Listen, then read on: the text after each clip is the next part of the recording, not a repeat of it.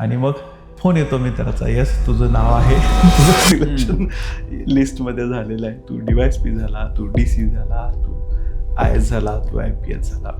एखादा जो स्पर्धा परीक्षेची तयारी करणारा विद्यार्थी आहे त्याची इनिशियल जर्नी जी आहे किंवा कशा पद्धतीने तो तयारी करतो, काय अभ्यास करतो, काय काय त्याला चॅलेंजेस फेस करायला लागतात. आणि दुसरा भाग आहे की सिलेक्शन झाल्याच्या नंतर काय.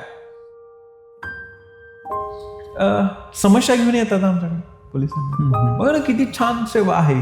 समस्या घेऊन येणाऱ्या ती समस्याचं आपण सोडवणूक करणारा म्हणून तिथं बसायचं आहे ऑफिसर. आणि मग कायद्याच्या चाकोरीत राहून आपण त्यांना पाहिजे ती मदत करायची आणि त्यांचे प्रॉब्लेम सॉल्व्ह करून द्यायचं आहे. ही किती चांगली सेवा आहे, किती सुंदर सेवा आहे आणि ती एन्जॉय करायला पाहिजे. की प्रत्येक व्यक्तीच्या ना 3 पर्सनॅलिटी असतात. तुझ्याही आहेत मंगेश, माझ्याही आहेत, यांच्याही आहेत 3 पर्सनॅलिटी. भावना जाणल्या पाहिजे.